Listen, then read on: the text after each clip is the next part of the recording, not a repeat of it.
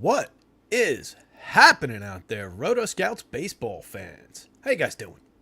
Got Matthew Tomlinson in the chat and Larry C in the chat, just going back and forth talking about Atlanta being underowned, D-backs being overowned. Interesting pieces of the slate there. Welcome to the show, guys. Little Monday action on an 8-gamer MLB DFS Lineup Card live, coming to you from Rotoscouts. My name's Terry McBride, for those of you who might not know. It's a handful of you guys out there watching. It looks like we got like 19 so far. Early start. Steven Leibowitz says he's overowned. Nah, I think you're just on point for where you should be, Steven. Welcome to the show, pal. Appreciate you showing up. Hopefully a lot of people trickle in, hang out. Should be a good one. Think it's an interesting slate. I think we got a lot of pitching to work with.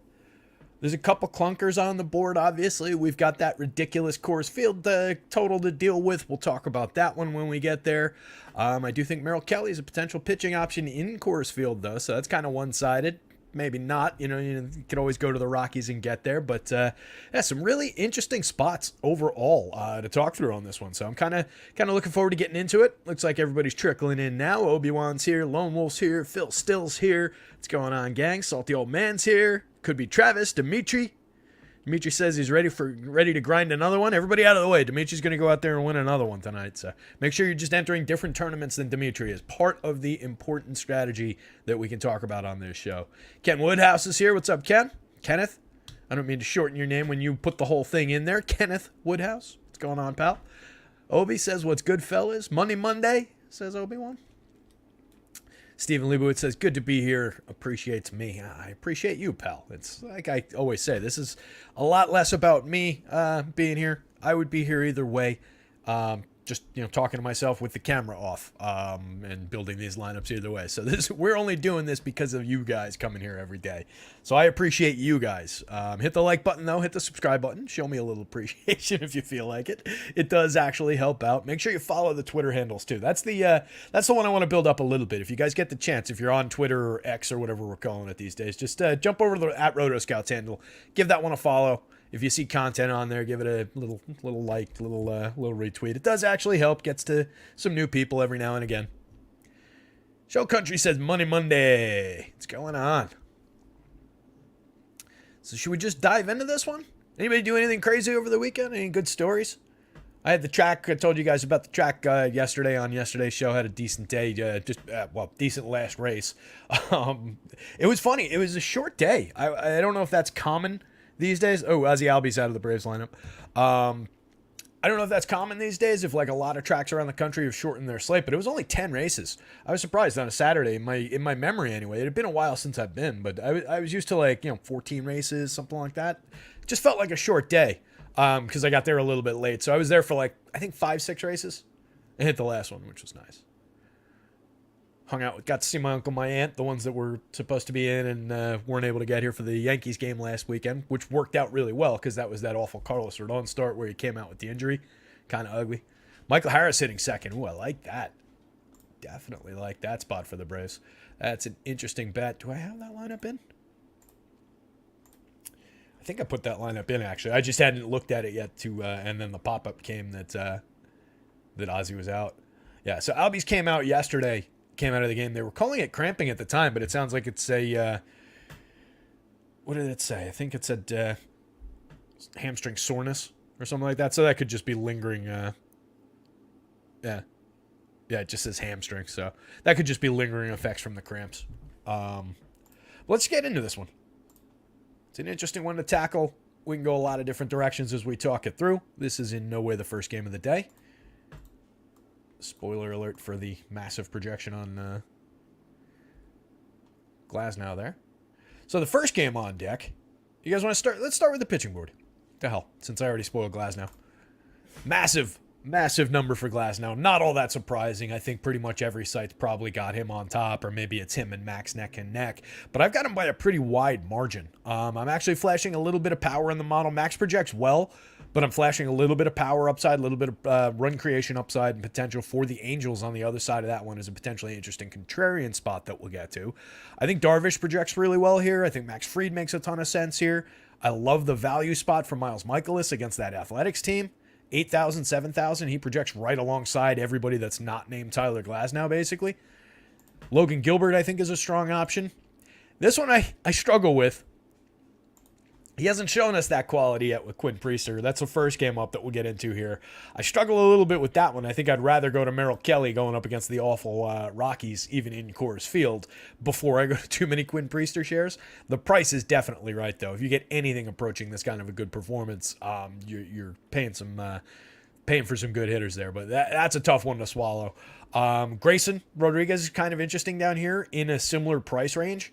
I think he's actually got more potential probably than Quinn Priester from a little bit further behind on the board. No real difference between the mid-27 and mid-25 projection for those two pitchers. Singer, kind of a similar boat, but he's overpriced on the FanDuel slate. And then these guys are just kind of also rans down here. But a really interesting board. I think like at least all these guys are potential plays, potentially in play. If you get a day where like these three guys go pop, this thing could go really any direction. It could be really, really interesting if that happens, or not even go bust, but at these prices, they just need to deliver not great games. So that's the potential inflection point. And then a lot of these guys kind of look the same down from Max Fried on down. Interesting pitching slate. Larry likes Grayson tonight. He liked Eflin yesterday. Yeah, way to steer us all toward Eflin yesterday, Larry. I'm going to put that one entirely on your shoulders. I was saying don't play Eflin, and Larry talked us all into it. Now, Eflin was the top of the board yesterday and put up his worst start of the season. It's going to happen from time to time. That's baseball. That's just kind of what we got to deal with. Nobody was wrong. Larry wasn't wrong. The model wasn't wrong. Zach Eflin just had a bad day. What can we do? Kevin O made it. Welcome, Kev. What's going on, buddy? Trey's here. We got everybody, I think. I think we said hi to everybody who's chimed in so far. 46 people watching. Hit the like button. All those good things. Let's dive in. So, Carlos Carrasco, 6,000, 6,900. He projects out kind of okay. Like, this is the bottom of the board playable projections. Like, those mid-level guys were in the 25 range. So, again, if there's no real difference between 25 and 27, then therefore there's no real difference between 23 and 25. There kind of is.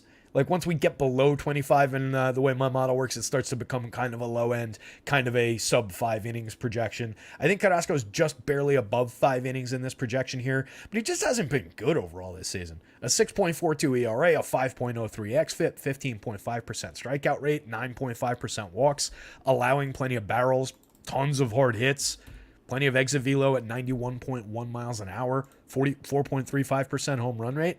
To me, this one just speaks to the upside for the Pirates bats. So I actually have some plans to roster some Pirates in this spot. I'm hoping that they go, I don't expect them to be completely low owned or completely unowned because it's kind of an obvious value spot going up against Carrasco here. But I hope that maybe some of the other value spots creep ahead of it. Maybe Coors just soaks up so much ownership and those teams aren't like crazy expensive that maybe it just goes a little bit under owned for where it should be. The Pirates are carrying...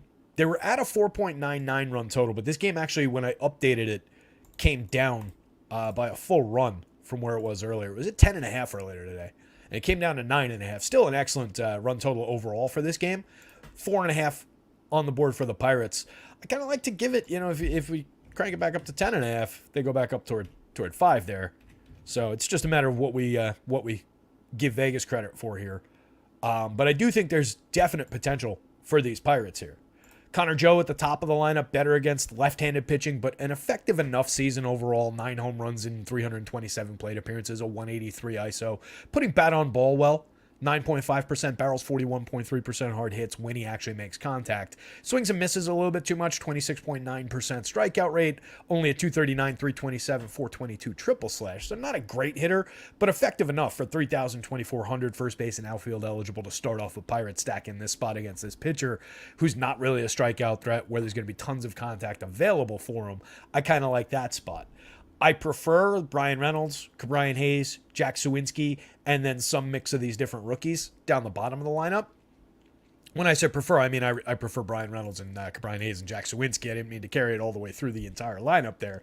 I do like Connor Joe off the top. But these three hitters are more interesting to me than Joe. Brian Reynolds, a little bit of underperformance this year overall. 270, 333, 468, 17 homers, 9 steals, a 115 WRC+. Still their best player, but just kind of not not the highest end of performances that we're used to seeing from Brian Reynolds.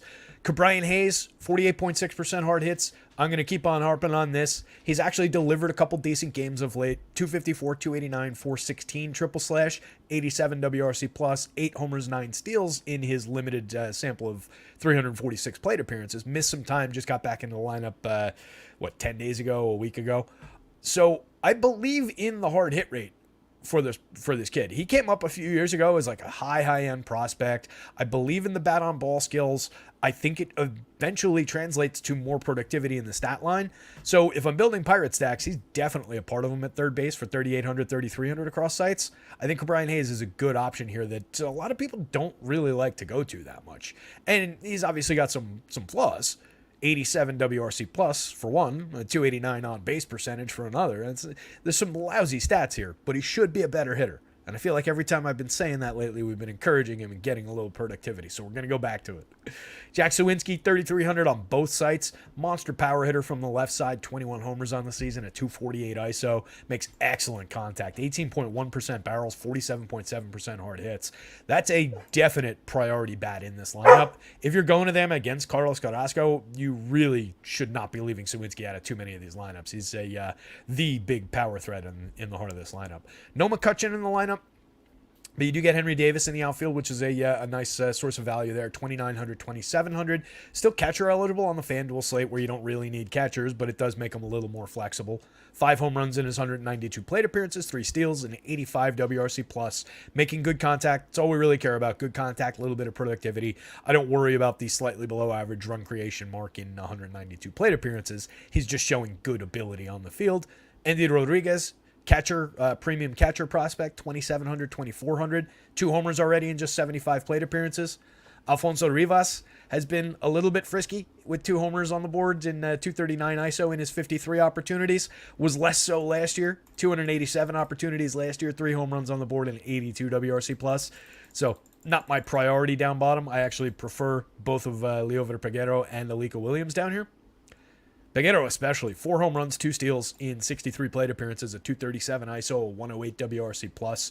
The contact isn't spectacular, but he's multi-position eligible, 2,500, 2,800. And again, it's a small sample, so I mean both the lack of premium contact and the 4 home runs in 63 plate appearances are, take it with a grain of salt, numbers. But he is producing a little bit. He is making contact and getting involved in the offense here. Alika Williams, less so. He was the lower graded prospect out of all of these guys, but at 2,000, 2,100, if you're building a bunch of Pirate stacks, definitely worth at least putting into a few of them. Capable enough, when we looked at his minor league track record, looked more along the lines of like a hit tool and speed type of an asset, but a guy who can probably put the ball in play and maybe wrap a stack back around to the premium bats up top. So we're just attacking Carlos Carrasco, I think, here with Pirates. Larry C says Joker bark for Sawinski. Yep. Steven Joker reporting for duty. He's here. That's why I'm like leaning this way. His head is like right here on the arm of my chair right now. Stephen Leibowitz says, mentioned So Rare. First So Rare mention I think we've had on a show. I haven't really done anything with them. When they started sponsoring over at Stochastic, I think I mentioned, they asked if I wanted to do it. I said, nah, not really. It's not my thing. But I think I mentioned on one of the shows at one point when somebody was reading a plug that I had back in the NBA Top Shot days and all of that, I had bought some of the, just like 2 packs of Bundesliga soccer cards on So Rare. So I actually have some Bundesliga So Rare shares. I have no idea what I have. I have no idea who those players are. I should probably just sell them for the $1 a piece that they're worth. Steven grabbed some freebies. Have not bought any of their NFTs yet. Yeah, I don't know. I didn't say anything about it, obviously, when I was working at Stochastic and they were sponsoring things, and maybe I shouldn't because maybe one day I'll want them to sponsor this. But I don't know. The whole NFT thing, anything NFT-based is kind of a stretch to me to get people to buy in on right now. Maybe there's upside. Maybe it comes back. At least it's got utility to it. I will say that about it. There's a game behind it, so it's gamified, so that's at least somewhat interesting. So you're buying into their gaming platform more than anything else.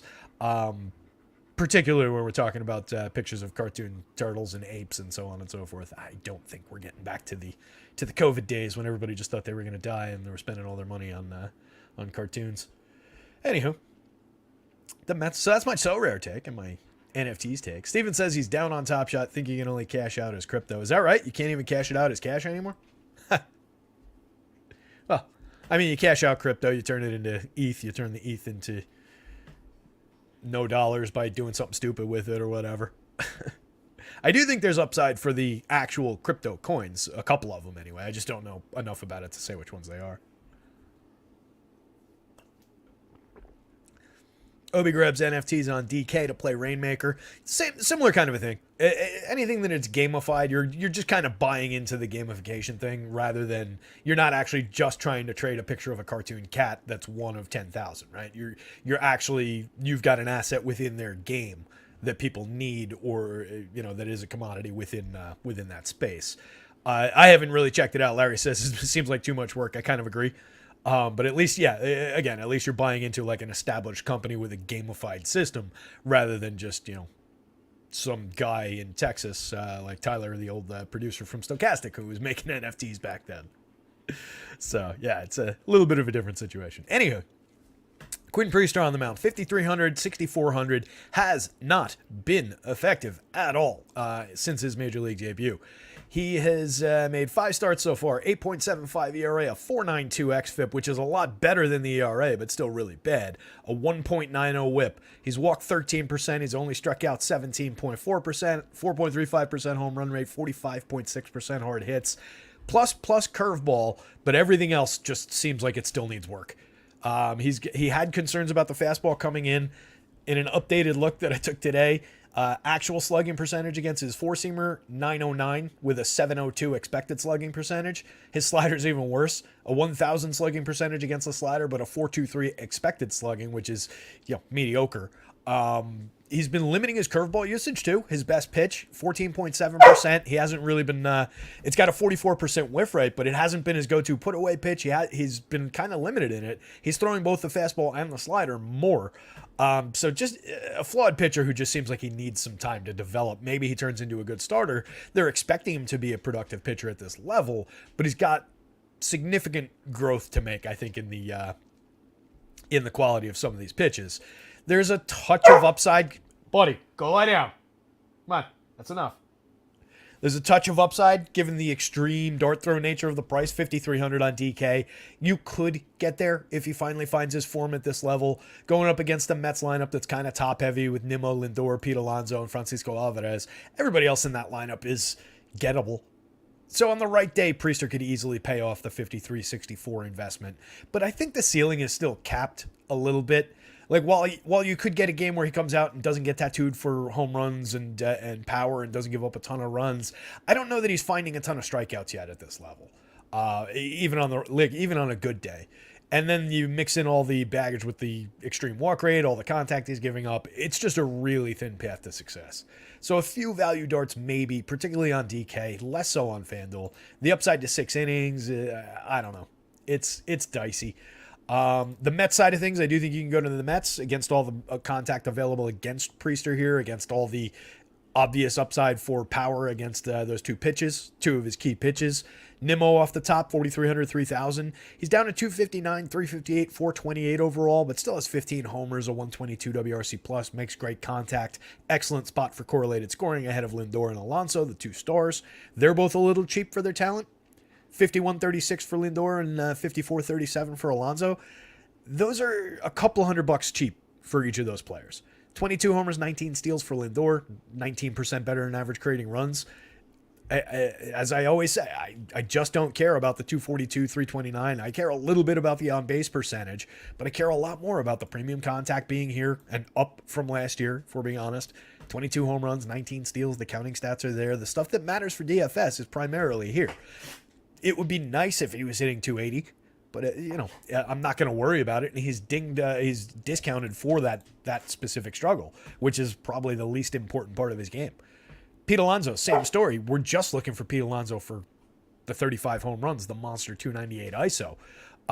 We don't really care if Pete Alonso goes out there and hits 3 singles for us. There's very limited utility in Pete Alonso doing that. We want the 14.51 in the home run model today. Jeff McNeil's the guy to look for 3 singles. 259, 334, 343 on the season, a .084 ISO, 5% worse than average creating runs. Hitting cleanup today. Dynamite decision. Francisco Alvarez, obvious massive power, 21 home runs. He's been stuck there for a minute, but we're talking about a rookie catcher that's already an excessive total and well beyond expectation for him this season. Even if he stops here, he would have a monster season and well ahead of where he was supposed to be at this point. 13.1% barrels, 43.7% hard hits, a 113 WRC plus. I don't think he's anywhere near done producing over these last 2 months either. Daniel Vogelbach, Rafael Ortega, Jonathan Aruz, mix and match kind of parts. Mark Vientos, most interesting guy down the bottom of the lineup. Only 2 home runs in 120 plate appearances. Only slashing 205, 242, 304, a 51 WRC plus. None of that is good. This is good though. 10.3% barrels, 53.8% hard hits for a guy who is a premium power prospect. I'll take the contact and I'll roll with it at 2,400, 2,200. Buddy, enough. Go lie down. You're being bad. So, ranking this one out, I don't think I want either one of the pitchers. I'm going to say, just because there's higher end options overall, they're showing a little bit more power. I'll go Mets, and they're showing obviously a higher run total in Vegas. They're 5+ in Vegas. So I'll go Mets bats, Pirates bats, but it's close. It's not all that far apart with 2 kind of mediocre pitchers, and then a value dart at best with either one of these pitchers. Travis Duarte says he got a 4-4 Mets Braves Michaelis Rodriguez. Interesting. 100 left. That's not bad. Joker's active today, Obi. I agree. He just laid down behind me, though, so hopefully he just chills back there. Travis, that's an interesting stack, man. I kind of like that. I was curious about how much we could even put Braves together on DraftKings today, given all these ridiculously high prices. But if you get, since we're getting no Albies, you're getting Michael Harris hitting second. That's super interesting for only 44. You get Darno in there. All right, so Darno lowers the price for sure from Sean Murphy. So it's a little bit of a value-oriented Braves lineup now, which is interesting. Their points per dollar would probably be still pretty high ranked, even with those hitters out of the lineup. So this is an interesting version of this lineup. Going up against Clark Schmidt. Yank's not in a good position here. Schmidt's okay. He's a league average-ish kind of a guy. 4.23 ERA, a 4.32 xFIP, a 22.2% strikeout rate. This is like the definition of league average type numbers. Little bit on the hard hits, exit velo at 90 miles an hour, 8.1% barrels, 3.43% home run rate. I think we can just still target the Braves upside here. They project out really, really well, as usual. They weren't the top of the board. They were only third by fantasy point production. We've got the ridiculous Diamondbacks total in Coors Field. And then I actually was getting a big fantasy point averages for the Rays against that opener-follower situation in San Francisco. So the Braves only land third. They only land ninth for home run upside. And that was before we took Ozzie Albies and Sean Murphy out of the lineup. So they dip a little bit, but I think there's major upside here. There's major potential going up against Schmidt. If they end up a little under-owned because of the absences, because of some of the high prices around some of the stars, I think it's well worth getting to. Ronald Acuna Jr., 67.46, 337, 421, 574 triple slash. Probably the best player in the game, arguably him and Shohei Ohtani. Throw in some Freddie Freeman when we talk about the NL MVP award, but he's been setting the tone for this team all season long, and he is just an absolute superstar at the top of the lineup. Harris is really good. He's pulled his season together after that injury to start the year and all that underperformance. Remember when he was like below the Mendoza line, no counting stats, was really struggling in his first 150 plate appearances? Look at him now. 287, 335, 456, a 111 WRC plus, 11 homers, 16 stolen bases. He's been dynamite. He looks a lot like the Michael Harris from last year that came in and won the NL Rookie of the Year award. Just a really good option for 4,400, 3,200 hitting second there. I love that promotion in the lineup. Austin Riley, one of the best third basemen in baseball. He's got himself up to 280, 339, 513, 28 home runs, a 233 ISO, 24% better than average creating runs after also taking a bit of a dip through like mid-June to mid-July, somewhere around there. I think it was around mid-July that he came just like roaring back and has, I think, hit 10, 12 home runs since then. If I'm just eyeballing it, I think he was around 16 like about a month ago. Matt Olson, probably the best power hitter in the league, 43 home runs on the board. Or the best regular power hitter this season anyway. Buddy, just chill. I don't know what his deal is right now. I even fed him before the show today. I thought he would just calm down.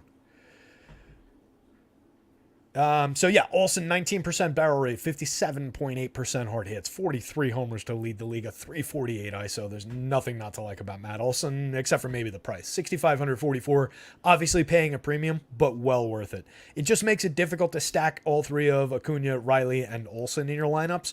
But given the price offsets around some of these players now, I think it's a lot easier to get to than it was looking like before, where like Travis d'Arnaud down from Sean Murphy, like I talk about every time d'Arnaud plays, is a downgrade, but it's not as big a downgrade as most very good catchers to their backup. d'Arnaud is the top backup catcher in baseball. He could be a starter on most teams. 9 home runs on the board in only 198 plate appearances, a 206 ISO, 13% better than average creating runs, multiple seasons of double-digit home runs in his ledger, 4,300, 2,800, a very good option in their lineup. Ozuna, Rosario have both been productive this season. Orlando Arcia has been very productive at the bottom of the lineup, 290, 345, 456, 13 homers, 16% better than average creating runs, all from the bottom of the lineup for Arcia this season. He's been excellent. And he still only costs 4,200, 2,700 at shortstop. They've just got those guys discounted because of how expensive the rest of this team is. They want you to be able to stack something. So they've got to keep somebody cheap. On a different team, Arcia is a much more expensive player on both sides. I think that's inarguable. So that's a discount for that player at the bottom of the lineup. Nicky Lopez on this team now, 2,600, 2,100, multi-position eligible if nothing else. And really with Nicky Lopez, there's really not that much else. Cheap multi-position. He can help you build out and fill out a Brave stack. Could obviously go out there and hit a couple singles, maybe steal a base. Not the most reliable power bat or anything in the lineup here. Over time, last year over 480 plate appearances, 0 home runs. Year before, 2 in 565. Obviously not a very good power option.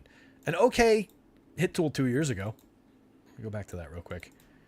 300, 365, 378 that season. 106 WRC+. If you get that guy, which the Braves have been lucking out and getting that guy in every situation all year. So maybe Nicky's got a little something for you at the bottom of the lineup, but not a premium spot.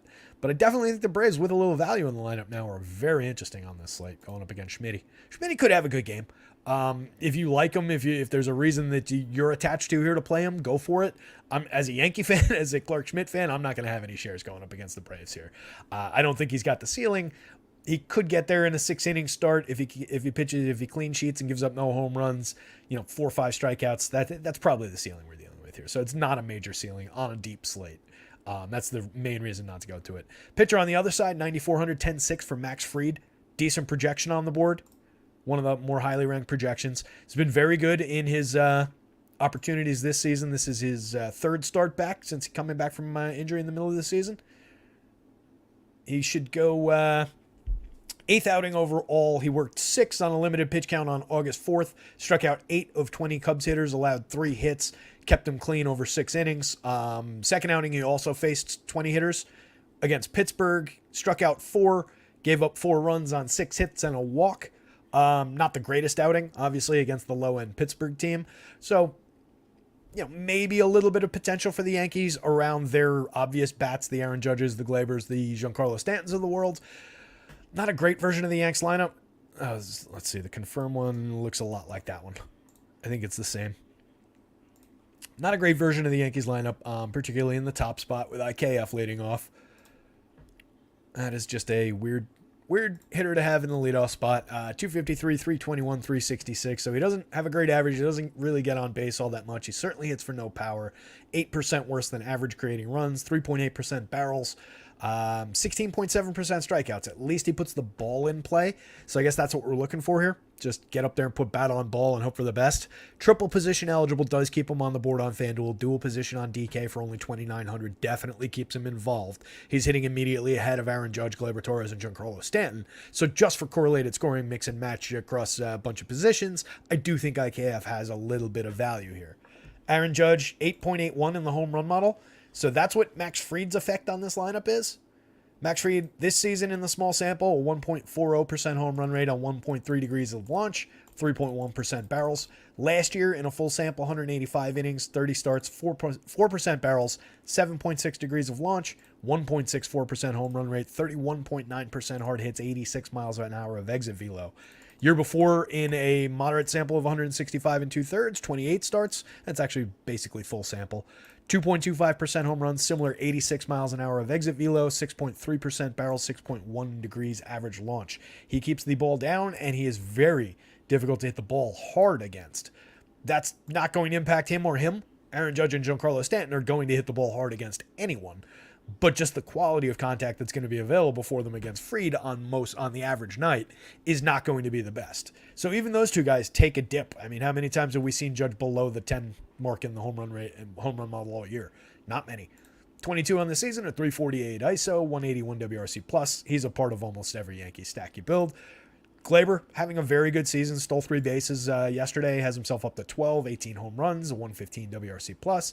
Stanton has been inconsistent over 280 plate appearances, but does have 18 home runs, does have a 250 ISO, a 15.9% barrel, 47.8% hard hits. A lot of that looks like Giancarlo Stanton when he connects. I mean, that's who he is at this point. He's just a guy who's rarely healthy. When he's in the lineup, he's going to hit for a low average, but when he connects, boy, does the ball travel. So that's what we're looking for, is just the affordable home run at 46.29. Very cheap for Gleyber and Stanton still on the FanDuel slate, by the way. Cheap enough on DK, but these are significant value spots on FanDuel. Harrison Bader is okay. Inconsistent contributor. 7 home runs, 14 steals on 94 WRC+. DJ's having another really bad season. 240, 315, 373. Looked like he was maybe coming to life a little bit, but then was out of the lineup for a few days and probably back to being diminished. Volpe, 16 homers, 20 steals. Very inconsistent. 87 WRC+. A 291 on base percentage is pathetic. With all that speed, 291 on base, like, just focus on base hits for a little while. I hate watching this kid load up on his back foot and swing for the fences every time. They need to take a different approach with that player. Kyle Higashioka, and I want him to hit for power, don't get me wrong. Like, I want him to hit the 16 home runs, 20 stolen bases is great. Like, I'll take that. And for a lot of guys, you hear me say, I don't care about average. I do care about on base, especially for a player like this. But with his skill set specifically, you just want him getting on base at least like a 330, 340, if not a high on base percentage. So it's just been a bad rookie season. People will call it a good rookie season. They'll say he's in the run for rookie of the year and so on and so forth in the American League, but not really. 211, 291, 383, 172 ISO, 13% worse than average for run creation. An okay contact profile, but pushing a 30% strikeout rate with sub 10% walks. It's not what we need. Hopefully he turns into the player that he's supposed to be, that we do need. Higgy, good contact profile for a catcher, inconsistent contributor over 205 plate appearances, but a good contact profile, 11% barrels, 47.8% hard hits. As a cheap catcher, where you need them, I think he's fine to work in. You can play him for 2,200 if you're building a bunch of Yankee stacks on FanDuel. Osvaldo Cabrera at the bottom of the lineup against the lefty instead of a Billy McKinney or a Jake Bowers on the left side. Cabrera, I would rather have the lefties and take my shots with them. Cabrera's kind of a nothing at the plate. 0.099 ISO, a 55 WRC plus, 202, 265, 300. Minor league utility man in the bottom of the lineup. Not a great priority bat for DFS. So this was Braves bats, Max Fried, Yankees bats. No real interest in Clark Schmidt for me, but a couple value darts if you want to do it. Probably you're probably not you're not making a mistake, but I don't want to tell you that you're making a mistake. I think you probably are. It's not a good spot for Clark Schmidt. Now that Joker stopped licking my foot, I can focus again on talking about the Athletics and the Cardinals. It's a little bit distracting. Dude, you need to chill. He must need to go out or something. 8 Game's lurking in the chat as usual. We're driving home. What's up, 8 Game? Trey says Volpe needs more chicken parm. Yeah, let's do that. Like, they should make that like a weekly Sunday night dinner or something. Fanatic says Rookie of the Year. Yeah, right. No, he's in most of the conversations that like you see about not because he's earned it, but because he's in just like he's a premium rookie playing for the Yankees. People tend to keep him on those lists. At least the ones I've been seeing. No, he's not going to win it. I don't know what his odds are. He doesn't stand a chance, but. Chuck says take a 3-minute break if you need to. We'll wait. That's all right. He can chill. He was out just before the show, so I mean, this is on him. He was out. He was fed. He might just be in a weird mood. Scratching his head. He got a little weird scab on his head. That, like, with a scab on your body, it's just like you can't help but, like, pick at it. Trying not to while I'm petting him, while I'm, like, unconsciously petting him over here. Larry C says, Carmine, send Volpe some chicken parm that will last him a few days. It's a good move. Trey, what are we talking about that's hard to quantify? Trying to scroll up and catch up to it. Trey says, sorry for the 3 losses. We're about to hand you this series, dude. I am not expecting a win here. Yeah, I think that's going to be 3 losses. Just get in and out of Atlanta. Maybe the guys have a good time while they're in Atlanta. It's a fun town. But other than that, not going to be a good one. Not going to be a good visit. Speaking of which, what a disaster for the Yankees at the end of the game against the Marlins yesterday. Jesus. Unbelievable. Plus 10,000 on DK. Yeah, I'm saying he's not going to win it. Don't bet on it. All right, maybe it's been a minute since I've seen one of those conversations then. He was on the lists as recently as a few weeks ago in people's various who's going to win it conversations. But again, not because he was deserving of it, just because he plays for New York and he was a buzzy player coming into the season. Anywho, Miles Michaelis. Strong value option on both sites here. Not a great knock 'em dead kind of a pitcher in terms of strikeouts. Only 16.5% strikeout rate on the season. A 4.20 ERA, a 4.58 xFIP is even worse, but doesn't really get himself into too much trouble on most starts. 4.3% walks. He's an effective enough guy going up against this very low-end Athletics team. He rarely gets burnt for power. 2.17% home runs allowed this season on 7.9% barrels. Only 39.5% hard hits, 89.7 miles an hour of exit velo. Last season, that was 3.11% home runs on 6.9% barrels, 35.7 miles an hour, or 35.7% hard hits, 87 miles an hour exit velo. Small sample the year before, 87 miles an hour exit velo, similar numbers. So I think we've got an effective enough option in Miles Michaelis, given how low end the A's are. Athletics this season are 25th in baseball with a 94 WRC plus against right-handed pitching collectively for the active roster. And the active roster has a 25.2% strikeout rate against righties. Collectively overall, it's a 24.8% strikeout rate for this confirmed version of the Athletics lineup. So I think we can definitely squeeze some upside out of Miles Michaelis. It might not work out, but the prices are absolutely right for an upside start in this spot. They can feed him a couple of additional strikeouts beyond what his normal output would be. He's got a good shot at keeping it clean against this team, so I like the spot for Michaelis. I do think you can go to a few stacks of A's on the other side of it. They're not completely uninteresting. There is going to be some contact available. There is going to be the idea of a pitcher with, again, a 4.58 xFIP is not ideal, but they're going to need to sequence. They're going to need to find some hits and probably hit for some power. So I'm looking at Zach Geloff, obviously. Seth Brown is a premium lefty. Tyler Soderstrom is a unproven but decent lefty. Then probably Brent Rooker, and maybe some Jordan Diaz in the middle of the lineup. The options are not stellar. Geloff's been excellent. 4,500, 3,600. He's priced way up already on FanDuel. He's second base on DK, third base on FanDuel, and Jordan Diaz is the opposite. Third base on DK, second base on FanDuel, which is interesting. It'll be fun when they switch both sites, switch both players, so that they still don't align. That'll be fun.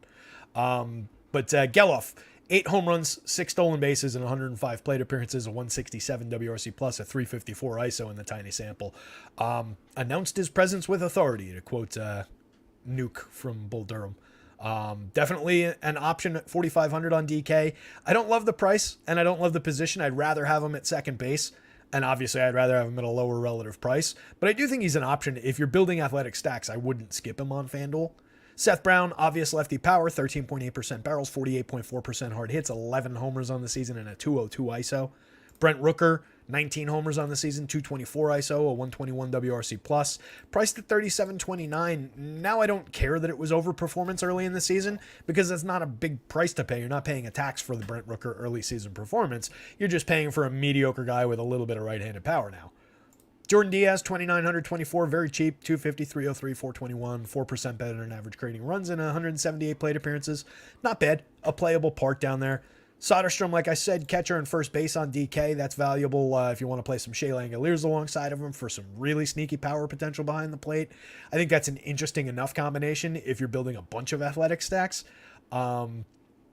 The fact that you could go outfield Seth Brown, first base Tyler Soderstrom, sneak in Shea Langoliers a catcher, and then maybe work it around like Geloff and Rooker or somebody like that. That's kind of interesting. It's just a differentiated combination that's not the way that a lot of people will build that athletic stack. And Langoliers isn't incapable. Me fail English? That's impossible. Langoliers isn't incapable of hitting home runs. 11 homers on the season, a 159 ISO, 10.6% barrels, 42% hard hits. He's an okay option for sneaky power that nobody ever goes to. Lawrence Butler, dead minimum on DK, 2,100 on the FanDuel slate. Not done much so far down here. Did I look him up? I'm trying to remember. Let me look him up. I thought I had for the article. I just want to see 23, third-ranked prospect. We did look this guy up the other day. That's right. Moderate output for mid-range power and speed kind of a guy. That's right. Lowish strikeout rates, sub 20% strikeout rates in the minors this year. 15 homers in the minors across AA and AAA this season, 21 stolen bases. So a mid-range speed and power guy for the minimum from the left side of the plate in the outfield isn't uninteresting at the bottom of the lineup. Nick Allen mostly here for defense. Cards against JP Sears, drawing a big total on the board in Vegas, over 5 runs. Heavy favorites here between Michaelis, presumably pitching a good game, and then their upside against JP Sears and all of this contact with their predominantly right-handed power hitters. I think that's a really good matchup for Cards bats. JP Sears we have used in some spots this season to varying degrees of success. 22.4% strikeouts, only 5.5% walks. 4.23 ERA is fine, but a 5.05 xFIP is a little dicey, and then you get to the contact and it just falls apart. 12.7% barrels, 4.78% home runs so far this season. I don't love it. So I don't think I'm going to any JP Sears shares here. The Cards have been inconsistent, unreliable this season, but there's just all these righties. Tommy Edman leading off from the right side against him, 3,900, 2,900, multi-position eligible on the FanDuel slate at 3 positions. 10 homers, 15 steals, up to a 102 WRC+. A good source of moderate power and good speed, and a good table setter ahead of these guys, who are all excellent. Paul Goldschmidt, Nolan Arenado, I don't think I need to sell to anybody. 2 stars at first base and third base. You just pay for them on DK, 58, 56. That's fine. Both are a little bit inexpensive on FanDuel, 33, 34. And those are pretty good value prices for those 2 righties against this lefty. 18 homers on the season for Goldie, 24 on the season for Arenado. 123 and a 127 WRC plus respectively. Goldie's trended downward a little bit. He's not putting up the MVP caliber season that he had last year, but 273, 360, 444, a effective triple slash there. Good for run creation still, and still making good contact overall. Wilson Contreras, 11.9% barrels, 46.8% hard hits. We'll just do all these guys in a row. 15.9, 48.1, 13%, 44.4% for these 3 hitters in terms of their contact profiles. All excellent for contact, righty, lefty, righty. I like Contreras for the upside behind the plate, cheap catcher option. Tyler O'Neill, obviously major source of right-handed power in the outfield for fair prices. 6 home runs and 174 on the season, only 3,700, 2,500. Dude hit 34 home runs 2 years ago. Big time right-handed power, makes excellent contact even this season. Strikes out a little bit, but I'm happy to go to Tyler O'Neill. Hopefully he goes a little under the radar later in the lineup, and I'm hoping people skip Nolan Gorman. Overall this season, this one I know I broke down in the article. Overall this season, 24 home runs, a 246 ISO, 122 WRC plus in 66 plate appearances against lefties, 145 WRC plus, a 232 ISO, 3 of his home runs. So a really managed sample of appearances against lefties, but when they roll him out there, he's been pretty effective in the split. It's a very small sample, so I don't want to get too carried away in the Nolan Gorman is fine in lefty-lefty matchups thing until we see more of it, but that is pretty good output in that sample. So I'm happy to go to him. I hope he's a little bit under-owned here. Lars Nootbaar, did I look up his lefty-lefty? I think I did. 12 home runs, 8 stolen bases, a 132 WRC plus overall. He's got a 101 WRC plus in 88 plate appearances against lefties, but he hasn't shown much power. So later in the lineup, that was when he was leading off. He loses a little bit of value dropping in the lineup, but he's probably going to be really low owned down there, and he's a capable enough guy. Luke and Baker, dead minimum 2,000 on both sites. 263, 300, 263. I just don't know how many times, even at the minimum, you want to go to him over Paul Goldschmidt. That seems like a bit dicey. Maybe on FanDuel in a dual first base utility configuration, but not the greatest option in the world here. He doesn't have any track record to speak of. What has he done in the... Lucan is 26. He does have power. Damn, he's sitting on 33 home runs already this season in AAA. It's a lot of homers, but he's 26. He's a mid 26. Yeah, 334, 439, 720. There's nothing really to argue about the minor league output this season. That is pretty significant. Last year in AAA, as a 25-year-old, 513 plate appearances, hit 21 homers, 228, 288, 394, a 78 WRC plus. Obviously exceeding that this year. So maybe a mix-in option, for the dead minimum. Like I said, I don't know how many times even at the minimum I want to go there over Goldschmidt on DK. But as a mixer, a few times maybe you can, just to differentiate lineups in a move that not a lot of people will make.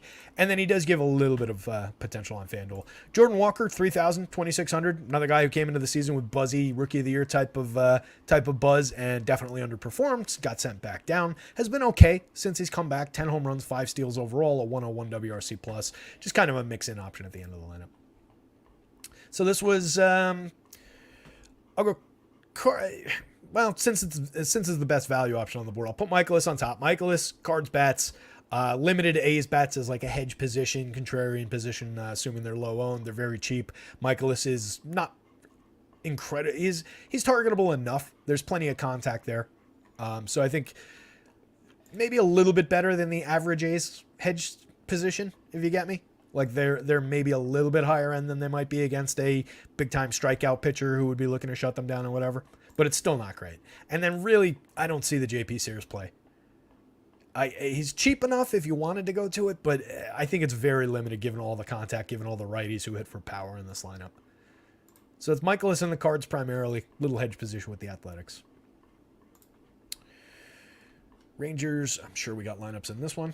We do. I mentioned liking the position for the Angels, despite the presence of Max Scherzer on the mound.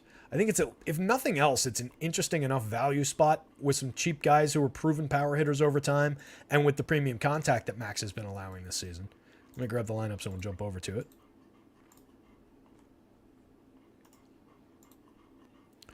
.503, we're making okay time. Only an 8-game slate. Mouse is acting up. Joker's still over here acting up. It's a fun one. It's also a little warm in here.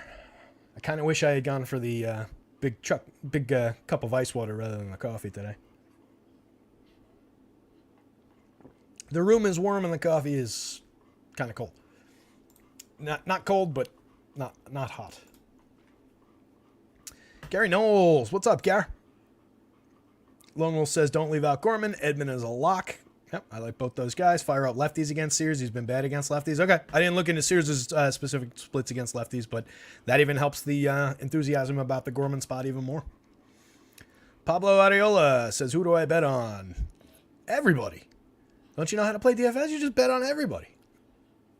I don't know. What are we looking to bet on? What kind of a bet are you looking to make? I'm sure people will have some thoughts in the chat. Larry C says, you're all warned. I picked up Michaelis in my season-long league last night since he has 2 good starts this week. Uh-oh. Even more reason to be afraid. Jimmy James, what's up, Tara? Who's your favorite stack today? Arizona definitely going to be chalk. Is it good chalk? It's very good chalk, but it's going to be extreme chalk. So my typical tendency is to go away from that, undercut that position a little bit, still have plenty of it, maybe work it in as a secondary stack around the edges, and focus on a lot of the other premium spots. But it's very good chalk. They're going to be that popular for a very good reason. They've got a pretty strong probability to lead the slate. Todd Strong, I do like the Pirates quite a bit as an alternative. If you're looking for like a low end, my favorite low-owned team might be the Pirates. I talked about that spot already. I'm all over that one. That's actually in my placeholder lineup right now. So Max, the good with Max, he's pushed his way up to a 27.4% strikeout rate. Still down a little bit, but starting to look a little bit more Scherzer-ish, 13.3% swinging. That's down about 1.5 points. He's down about 3 points of overall strikeouts. 3.88 ERA, a 4.02 xFIP. Those are still a little high for Max. 120 and 2/3, 21 starts. None of that has been disastrous in terms of the strikeout dip, in terms of like his walks, his runs allowed overall, but he's given up a ton of premium contact and power. 9.6% barrels, 4.84% home runs. I think that's targetable enough with a Angels team that's probably not going to be all that popular, given I think a lot of people are going to be rostering Max Scherzer here. Max projects very well. He's, I think, the second on the board, maybe third. But for the money, I think you can go to some Angels. I'm probably going to end up under the field on Max and over the field on the Angels in this situation. I think it's kind of an interesting spot for that. Mickey Moniak off the top has cooled a little bit. 12 home runs on the season, a 231 ISO, 126 WRC plus, still hitting 289, 325, 21. Just an interesting enough lefty hitter. Strikes out a little bit too much. It's a managed sample of plate appearances. They've rolled him out in the right spots. But in the leadoff role today, even against Max, there's a little bit of believable power upside there. And then he's in one of the best spots in baseball, hitting ahead of Shohei Ohtani. So just love the combination of those two hitters. He helps you average down the price of Ohtani because he only costs $47.29 across sites. Ohtani's Ohtani. You play him against anybody. 41 home runs on the season, 360 ISO, a 14.63 even with Max on the mound. Plenty of home run potential for Shohei Ohtani. Brandon Drury, major source of right-handed power in this lineup. Mike Moustakas, a good lefty power hitter, back to form from a couple years ago, and kind of a surprise twist to the season. Mike Moustakas looking a lot like Mike Moustakas again. Luis Renifo, 3,800, 2,700, triple position eligible on FanDuel, dual position on DK. Very cheap option with a little bit of power. 11 home runs this year, 17 last year. I prefer him when he's down lineup like this as kind of a sneaky play in the infield for power upside. Not the greatest power matchup in the world going up against Scherzer with a limited hitter overall like Renifo. He's a 237, 320, 397 hitter, 19.2% barrels strikeouts though, so at least he puts the ball in play. I think he's a mix-in part at worst. 17 homers on the season for Renfroe. Obviously, he's been stuck there for a while, which we keep on pointing back to, but his price just keeps going down. 3,500, 2,600 for one of the better power hitters from the right side in baseball over the last few years. I'll take my Hunter Renfroe discount. Matt Thaiss, Randall Grichuk, both of those players, I almost accidentally threw Andrew Velazquez into that mix. Thaiss and Grichuk are definitely interesting playable parts late in the lineup. Thaiss, 7 lefty home runs on the season, 2,900, 2,200. Good cheap option at catcher. 89 WRC plus, not great. 116 ISO, not great. But if you're making that play, you're just looking for that cheapo home run. And then Grichuk, a quality triple slash, 287, 341, 472, 6% better than average creating runs, 10 homers on the season. A guy that we've seen produce multiple 20 home run seasons. I think a couple anyway. Or around that output. Now I got to look it up. Damn it. I got to stop saying stuff like that. I know he's got a couple. I just don't know how many. 1, 2, 3, 4, 5. 5 seasons over 20 home runs, peaking at 31 in 2019. So Grichuk's a realistic power option at the bottom of the lineup, and he's having a good year with the bat in terms of the triple slash. So I like him hiding at the bottom of the lineup, 3,600, 2,700. I actually thought that was a pretty good acquisition for them. So Angels are a definite yes, but Max is definitely on the board as well. Like I said, he projects out really well. He's expensive, but he's Max Scherzer. He could go out there and dominate this team and pitch like the old Max and have a great outing here. So I'm not going to go away from Max, but I'll probably be a little bit under the field, and I'll definitely, I assume, be over the field on Angels. Rangers going up against Patrick Sandoval, 7,200 to 8,600 for Sandoval. Does not project all that well. Doesn't really strike anybody out this year, but has been better in years past for strikeouts. This year only 19.2, but last year 23.7 and 148 and 2/3. The year before 25.9 in a small 87 inning sample. He's fairly good at keeping the ball in the yard. 5.7% barrels last year, 33.9% hard hits was excellent, 1.25% home runs, very good. This year 1.88% home runs, 35.1% hard hits, 6.8% barrels. So it's really only the dip in strikeouts that's been the issue with Sandoval this year. A little bit of a dip in swinging strikes. CSW goes down alongside that. The ERA is up a little. The xFIP is up a little. Not quite the same pitcher that he's been over time. He's not entirely without potential here, but I don't think it's a spot I really want to go to too many times. I think the one thing that maybe he does is have a limiting impact on the Rangers. So I don't know how high up I want to rank the Rangers. They're a sub 5 run total in Vegas. I do think they're on the board. There's plenty of quality here, but their limiting factor was some of these high prices. So some of their points per dollar was kind of skewed in a negative way on the board. As you can see, obviously this compares with some of these projections, so it's not exactly accurate for the full slate in terms of those colored dots. But you're getting kind of a limited potential Rangers lineup here for high prices. So I'm not saying it's definite that Sandoval is going to take them off the board, but there is that potential where he checks home run power. Maybe it's a 3-4 run game and they don't have a great game and he doesn't have a great game, and it's one of those, it's just kind of a wash and you don't want either side of it. I will have some Ranger stacks where I can afford them, but they're also difficult to put together with a lot of the other teams that I want to get to. So it's a matter of, do I want to go to now a potentially somewhat limited Rangers opportunity in combination with having to play the Pirates or the Athletics, even in good spots or one good spot. Now you're putting low end with potentially low end with definitely low end. So it just, combination wise, it isn't exactly the ideal scenario of what we're looking for in a narrative sense. Marcus Semien, Corey Seager, Nathaniel Lowe, Adolis Garcia, obviously just star power off the top. That's why they are expensive options. Any one of those four hitters all together, if you can figure out how to afford them, those four hitters in combination with Mitch Garver and Ezekiel Duran later in the lineup, that's plenty fine to go to. There's tons and tons of potential there, oozing with talent, tons of home runs on the board, a couple of stolen bases. Lowe at least helps you lower the prices of his teammates at a $4,500, $3,400 price tag at first base. But Garcia, Semien, and Seager are definitely expensive. Semien might be a little high priced, especially on DK at 61. He's focused more in on-base correlated scoring a little bit this season. 13.1% strikeouts. He's excellent for putting the ball in play.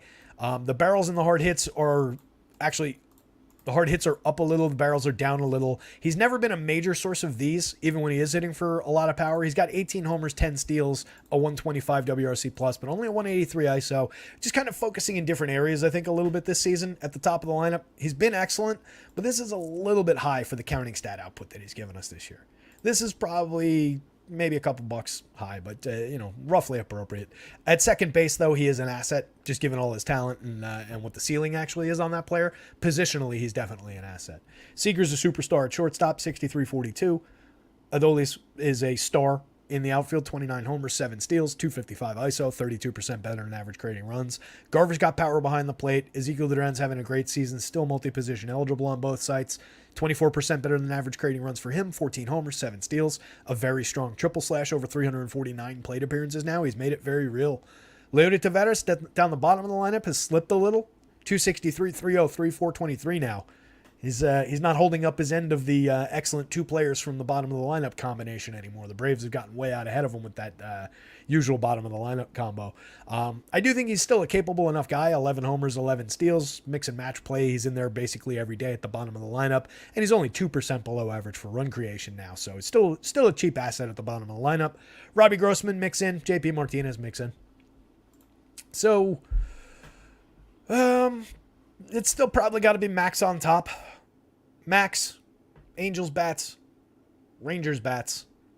Just because, well, I shouldn't do it that way. The Rangers are a full run 1.3 runs higher in Vegas, so I probably should do it the other way around. Even though points per dollar wise and just opportunity wise, I kind of like it the other way. I'm going to leave it that way. Screw it. Nobody's judging. Nobody's grading.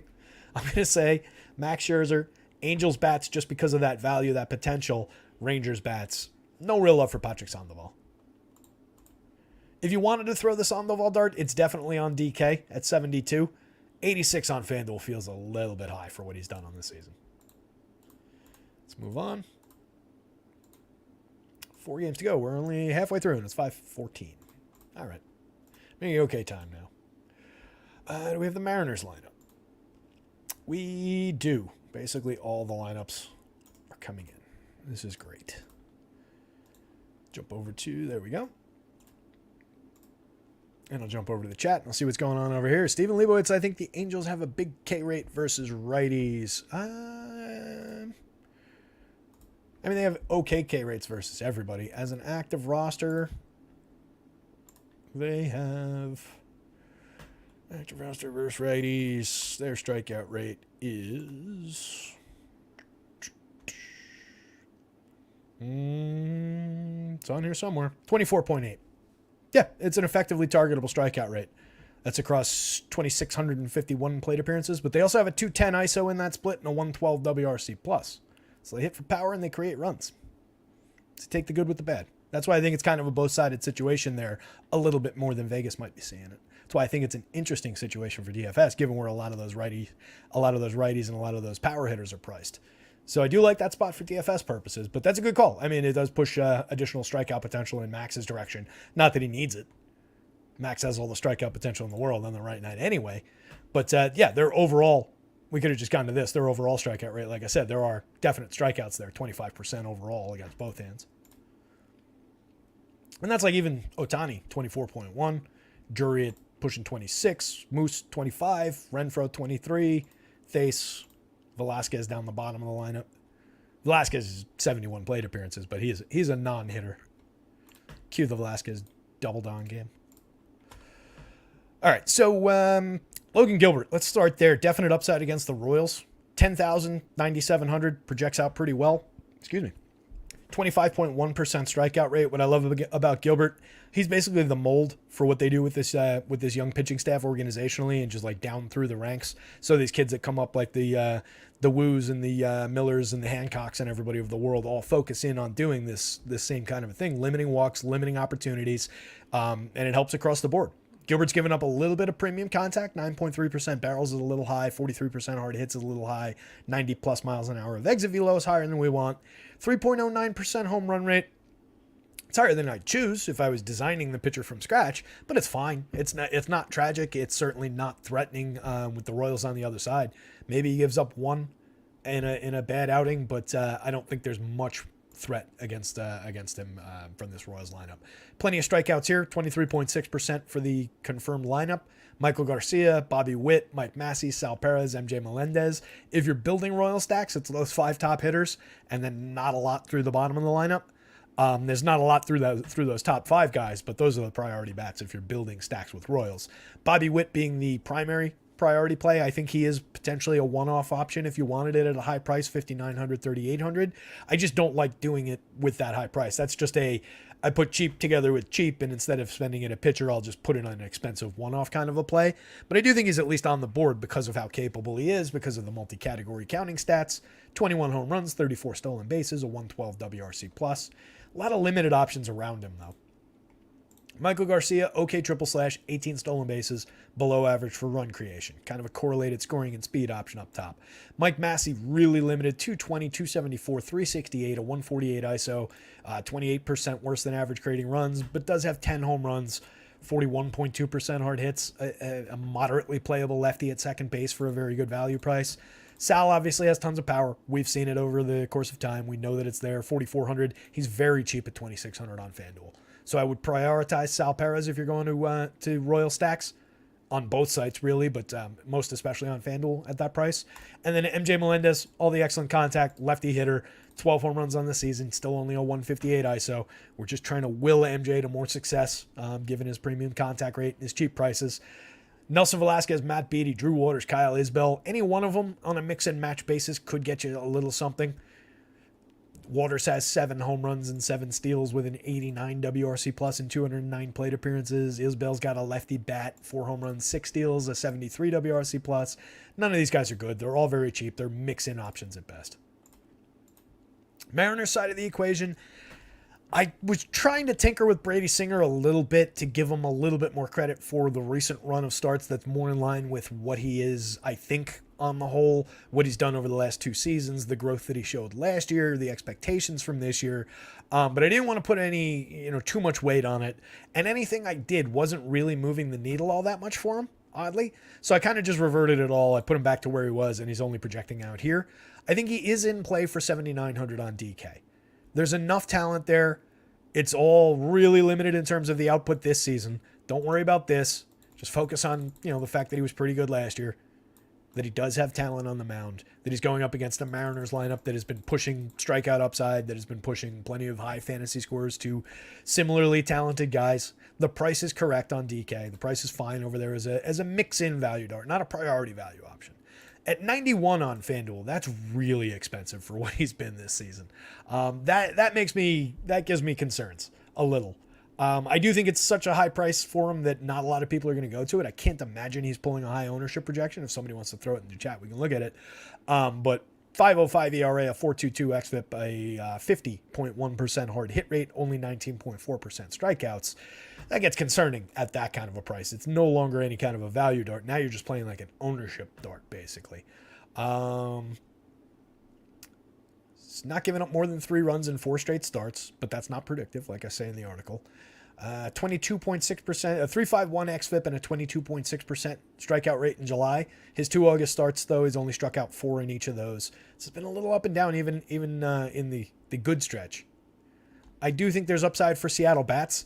If I take any kind of position on Singer, especially on FanDuel, I definitely want to have a hedge position of Mariners bats.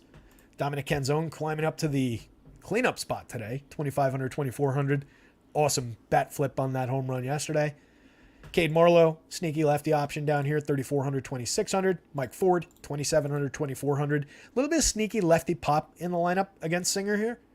Julio Rodriguez, obviously, Eugenio Suarez, Cal Raleigh up top. No Teoscar Hernandez in the lineup today. That's a bit of a ding, but depending on how you look at it, I mean, they're working in some of the lefty guys with some pop. So it's a ding a little bit, but you get some value plays out of it. The top 3 guys here, obviously, somewhat limited by strikeouts, 25.5, 30.1, 28.1, but definitely very good power options. Julio, 19 homers, 27 steals, a 111 WRC+. All 3 guys above average for run creation. A lot of opportunities here. Ty France, 3,200, 2,900. Diminished in his hit tool, diminished in his home run output, but does still have a 105 WRC+ for the season. Does still put the ball in play really reliably at 17.7% strikeouts. So kind of a differentiator there for a cheap price. Ford, like I said, lefty pop, 27-24, 11 home runs in only 152 plate appearances. A limited kind of a player, 277 ISO, not a lot to really believe in here, but 16.7% barrels, 46.4% hard hits. As long as he's cheap like this, hitting down lineup where people aren't really going to go to him, I think it's a perfectly playable spot for our purposes for DFS. Dylan Moore, Josh Rojas, mix and match options, multi-position eligible on both sides for both of them. Cheaper on the FanDuel slate. Well, not Dylan Moore. Dylan Moore's 2,200 on the DK slate. 25 and 24 for the 2 on FanDuel. Rojas up at 3,500 on DK. A little bit tough to get to the value there on Rojas. So, Logan Gilbert, Mariners bats. Brady Singer value darts on DK. Royals bats. Brady Singer ownership darts on FanDuel. Coors Field. Larry hasn't had a hot dog in months. Why not, Larry? You have hot dogs? We used to have hot dogs all the time when we were kids. My dad loves hot dogs. I love hot dogs. A big, big thing. He would have like his, my dad, when he would take us on like the weekends, he loves to tell it, he had the same secret hot dog spot for both me and my sister when it was like, you're off with dad today. It's like, oh, let's go to our secret hot dog spot. And I had mine and my sister had hers, and it was the same little old lady who sold hot dogs in Seabright, New Jersey. But at some point in our lives, my sister decided she just didn't like hot dogs. I think it was when she found out what's in them, and she has literally not eaten a hot dog in like 30 years at this point, probably a little bit more. I don't want to age her too much, but yeah, hasn't eaten a hot dog in years and years and years. I don't know if her daughter's ever had one. My niece. Dimitri says hot dogs are my favorite ballpark meal. I actually go a lot for the at Yankee Stadium. I go for the LaBelle's steak sandwich, just because for whatever reason up in my seats, you go out, you go down the steps, you go around the side of the stadium. There's normal snack stand with beers and hot dogs and chicken fingers and all that fare. Gigantic lines. The next one down is a normal snack stand with all that stuff, gigantic lines. But then there's 2 registers at the end of that one after a little wall that are the LaBelle stand. That's never a line. There's never more than 2 people online. So you just walk up, you pass everybody in line, you walk right up to the thing. You can get basically anything that you want from the other one. It's a great little spot up at the top of the stadium. Trey says, with Arizona being so high, would you run some lineups without them in the pool as a mini stack just to get some difference? It's not a bad plan if you wanted to just differentiate. I typically take care of that by just thin slicing how much I can get exposed in any pool of 300 lineups, 500 lineups, 1,000, whatever you're building, depending on where you're building lineups. So where I build lineups, I can only do 300 at a time.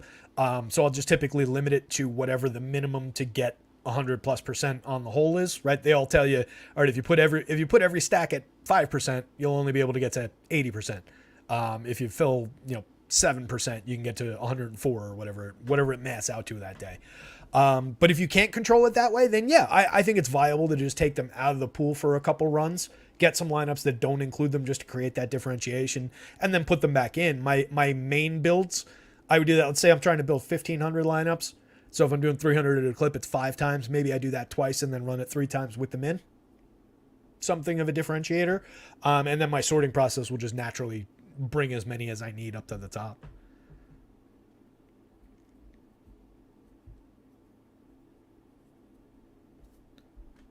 Five Guys does have good hot dogs. Oh, no, wait. I'm sorry. my brain skipped. The Windmill has good hot dogs. Larry C. mentioned the Windmill up at the top. That wasn't the one, Larry? The Windmill does have good hot dogs. I've never had a Five Guys hot dog. I've had Five Guys burgers. That was Rooney's. Greg knows it. Mrs. Rooney. Absolutely.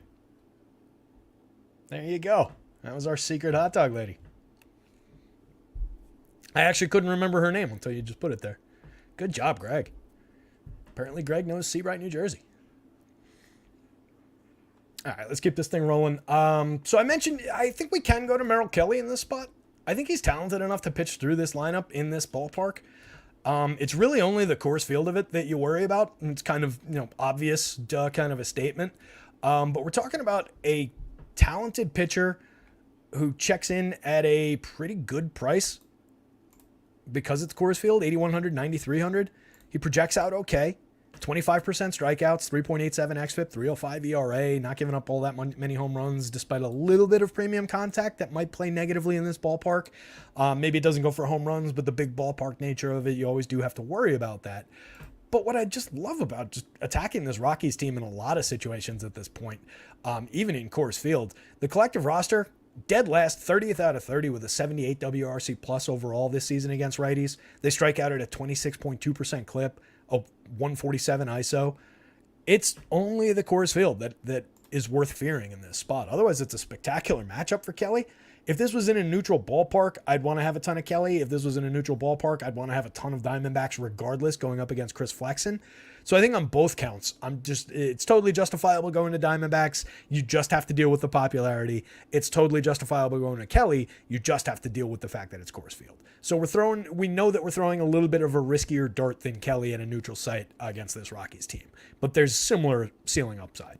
So I really like that spot. I'm going to go to it on both sites. 81 on DK is a definite discount for that pitcher in this spot, even with the Coors Field factored in. That's a little cheap. 93 on FanDuel, that's about right. He projects out competitively at that spot. I hope he's low owned. I think we can take that shot. Flexen, like I said, even if this game were in a pitcher's park, let's put this game in like Seattle or something. Against Chris Flexen, I still think I would want to have some Diamondbacks. So in a total vacuum, they're in a great spot. Flexen, 14.6% strikeouts, 10.1% walks, a 6.37% home run rate, 9.5% barrels, 5.49 xFIP, 7.92 ERA, nearly a 2 whip. That's 55 and 2/3 innings in 7 starts, but the guy hasn't been a major league pitcher in some time.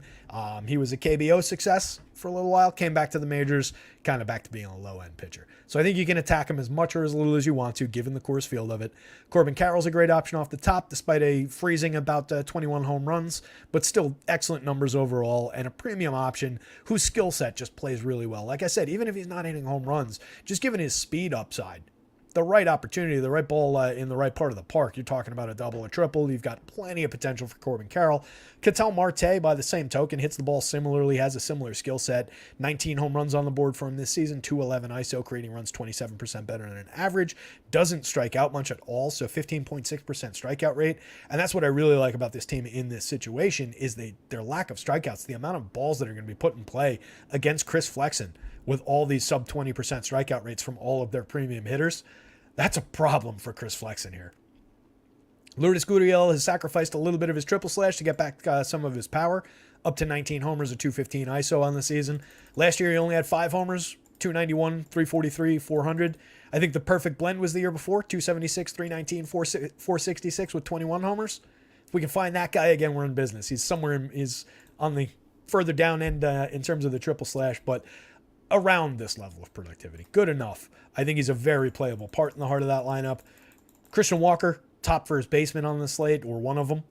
8.08 in the home run model. Probably a little low, honestly, in the home run model, given his power upside, given all the contact he's going to be making. Sub 20% strikeout rate from a guy with that much power is really, really valuable.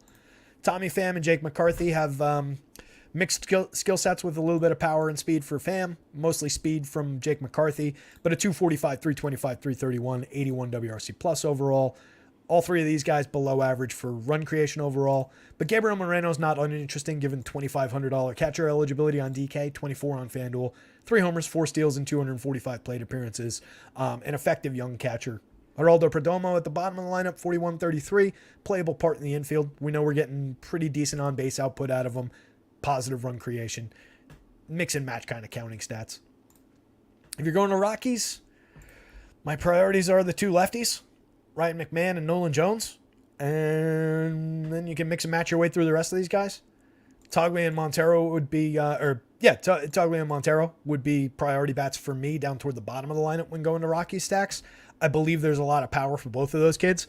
They're both sitting below the Mendoza line, pretty significantly below the Mendoza line, over 100 plus plate appearances. A 9 WRC plus for Toglia, a 28 for Montero. Remember when I said this team was really bad? But I do think there's a little bit of power lurking in these bats. Harold Castro's an okay line drive hitter. Brenton Doyle's shown a little bit in terms of the counting stats from time to time, but he's at a 41 WRC plus. Castro's at a 49. Doyle's also below the Mendoza line at 196. By the way, all these guys strike out a ton. 34.8% strikeout rate from Nolan Jones, who is actually good. 267, 348, 45, a 218 ISO. 10% better than average creating runs, 11 homers, 7 steals in 233, but still strikes out nearly 35%. Then you get all these bad players, not bad, but unproven and underperforming players. 33.6, 41.5, 24.1, 36.1. Do we want to roster Merrill Kelly yet, or do we have to keep going? Zico Tovar up at the top, 27.5% strikeouts on the season, 255, 290, 421, 75%, 25% worse than average creating runs. Even Ryan McMahon, 19 homers, decent power, decent left-handed power bat, league average run creator this season, 30.3% strikeouts. Merrill Kelly, upside. Ceiling potential. It's Coors Field, so he might get absolutely tattooed. You never know, but ceiling potential. Gun's in the chat. What's up, Gun? Gun's got 1 billion Google accounts. Oh, he was on GG Gundacker. Makes me think of Gigi Allen. Hopefully, Gun's not doing the same sort of things at his wrestling events as Gigi Allen would do at his punk rock shows.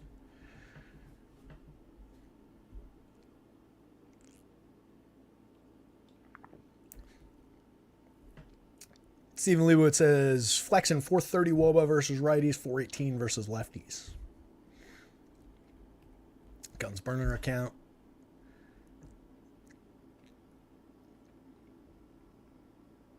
Yeah, I don't know. I'm throwing bats at flexing. So yeah, it's, you got to go Diamondbacks on top, but we're sweating the ownership, obviously, with the Coors Field of it. So Diamondbacks, but Merrill Kelly's right there in my opinion. Rockies bats and no love for Chris Flexen. 5,058. It's that's a multi-inning projection, believe it or not. 6.65. That's not a lot of FanDuel points. Let's get out of this one. Orioles, Padres, 5:33. Try and punch out in like 10, 12 minutes.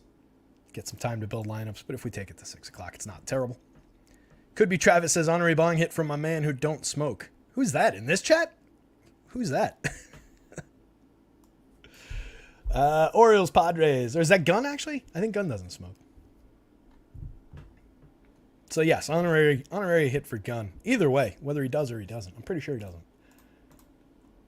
No lineups yet in this one. Grayson Rodriguez. Interesting spot. Potential inflection point for the slate overall, I think. Just a talented kid, one of the top pitching prospects in all of baseball. Went back down to the minors after scuffling, giving up a ton of home runs, a lot of premium contact early, and he's been really good since coming back in mid-July. He hasn't allowed more than 4 runs. He gave up 4 runs on his return day against the Dodgers in mid-July. He hasn't allowed more than 4 home runs since then in any of 5 starts. Big step forward, and he hasn't given up a home run in any of the 5 starts, that one included. So, I don't know. Potential growth or just a blip. A five-start stretch is nothing to get too crazy about, but potential growth for a kid that's supposed to be very, very good. Easily that good, if not better. Overall for the season, still a 4.01% home run rate, 9.4% barrels, 46.2% hard hits. A lot of ways to go, but still a good strikeout rate already, 24.7% strikeouts. The ERA is still high. The xFIP is already good, though. 5.84 ERA, but a 3.88 xFIP. That's a pretty cheap price for a kid who's showing a little bit of his upside, a little bit of the expected ceiling. He projects pretty well. This projection at these prices, I'll take my shots. So I'm going to have some Grayson Rodriguez, but I'm definitely going to have some Padres on the other side. Pods rank out 5th on the board by projections, 2nd on the board by home run potential, given what he did earlier in the season, given some of the star power in that lineup. So Juan Soto, my overall home run pick for the day at 10.31 in the model. Tatis right there with him at 11.49. Then you get Manny Machado just below the waterline at 9.77. Depending what they do toward the bottom of the lineup, G-Man's down there at 8. There's a little bit of power potential from the left side from him. Bogarts could give you a little bit of power potential. The average is on the way back up. 271, 344, 400, 109 WRC plus. Get in on Xander Bogarts while he's still cheap. 4,800, 3,100. Ha-Seong Kim has been terrific off the top of the lineup. 4,932, 3,200 triple position eligible still for Kim. FanDuel needs to wake up with that price. 15 homers, 27 steals, a 133 WRC plus, 163 ISO, getting on base at a 381 clip ahead of Tatis and Soto and Machado and Bogarts. Sign me up. Luis Campusano down the bottom of the lineup. I prefer when Gary Sanchez is in there, but Campusano's been producing 316, 338, 513, 4 homers in only 80 plate appearances. That's definitely worth paying for cheap catcher bat that nobody will be rostering that much. Trent Grisham, up and down season, 11 homers, 12 steals. He's Trent Grisham. These are just always going to be down there at the bottom of the lineup as a moderately playable part. 5% worse than average creating runs. Never expensive. Lefty bat. I do think you can roster Padres against Grayson, but I do want to get to some Grayson shares for a pretty good value option. Where I'm not looking to Michaelis for value, I think Grayson's probably my next best value spot. $8,700 Yu Darvish is a bargain on the DK slate. $9,700 fair price for him on the FanDuel slate, but an absolute bargain on DK. The Orioles are frisky. They're a good enough lineup. They project 10th overall by projections, 8th and 7th on FanDuel and DK respectively, points per dollar, and 6th for home run upside. So I do think there's a little potential to play them back the other way against Darvish as well. This is the 1-4 corners game on the slate, I think. 4.19 ERA for Darvish, 3.94 xFIP, 24.9% strikeout rate, giving up a little bit of premium contact. Nothing terrible, but a 3.19% home run rate is a little up for him. But I do think he's pitching mostly like Yu Darvish overall. So I'm not really worried about the spot. I do want to have some Yu Darvish given how he projects in the model, given where the prices are. I think it's a good upside spot for one of the higher end pitchers on the board. There's plenty of strikeouts available. There's a few higher end strikeout guys here. Colton Cowser, if he's in the lineup, definitely a high strikeout rookie who has not done anything at the plate yet, but is one of the most highly regarded outfield prospects in the game, 5-tool kind of a guy. So we expect a lot more output from him, but he's dragging things down for the Orioles a little bit at the bottom of the lineup right now. 25% strikeouts for Urias, 24% for Mountcastle, mid-20s for Santander, Ryan O'Hearn. So there are some potential strikeouts on the board for him. It's limited by Adley Rutschman up at the top and his spectacular output with 15.1% strikeouts, 13.1% walks. He's spectacular. 5,100 is too cheap for him where you need catchers on DK. 29 for him on FanDuel. You're just using him as a first baseman over there. It's way too cheap. 270, 366, 430, 21% better in average creating runs, 16 homers in 503 plate appearances, puts the ball in play all the time, gets on base at a great clip ahead of the key hitters in their lineup. Excellent options, particularly where you need catchers. And like I've talked about before, catchers, when they're hitting high up in the lineup and they're gaining plate appearances, that's just worth paying for on its own because you're just gaining opportunity there versus catchers who hit typically 7, 8, 9. Gunnar, interesting option at shortstop on DK, third base and shortstop on FanDuel for only $3,000. 19 homers, 221 ISO, 113 WRC plus. Puts bat on ball very well with an 11% barrel, 52.5% hard hit.